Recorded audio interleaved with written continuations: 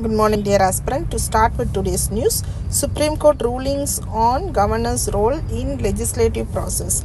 So, Supreme Court criticism of governor's inaction because Supreme Court says that Governor of Tamil Nadu delay on 10 repassed bill as unconstitutional.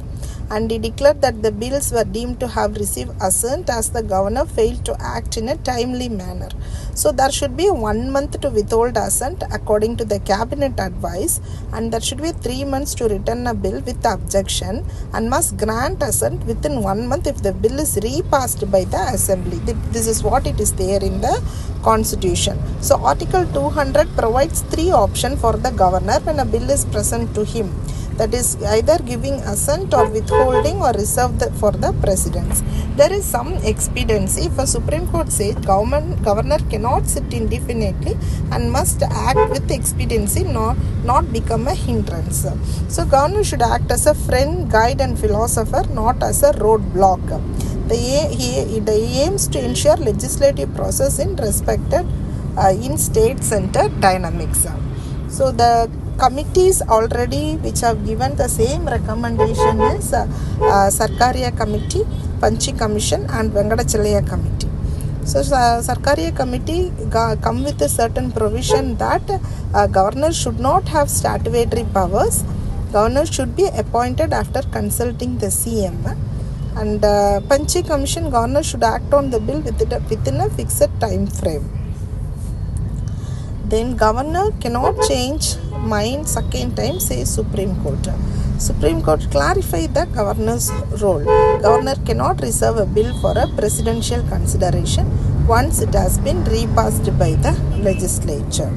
Okay, in Tamil Nadu case, withholding assent to 10 bills and later referring them to the president after they were repassed, which the court deems it is unconstitutional.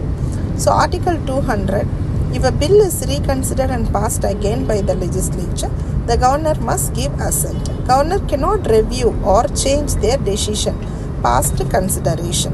Court emphasized that the phrase shall not withhold assent is binding and the governor has no discretionary power in such case. Doctrine of people's will. Supreme Court asserted that the governor must act in a harmony with the elected government. Governor should not impede legislative process. RGI flags delay by hospitals in reporting births and deaths. That is registration of births and deaths. So there is a legal mandate and penalty also for birth and death registration. Section 23 clause 2 of amended RPD Act makes delay in registration here punishable offence. All events must be registered on Centre's online civil registration system.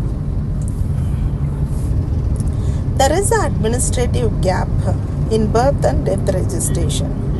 Hospital denying reports, registrars delaying actions, and responsibility shifted to relatives, and lack of internal accountability. So, Registered General of India. During 1951 it have been created. So this is actually established in 1949 to create a census in 1951. So the office have a responsibility for implementation of registration of Birth and Death Act.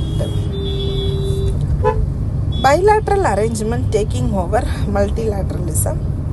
So, finance ministers stated that countries are prioritizing bilateral arrangement due to rising global uncertainties and ineffectiveness because of multilateral institutions.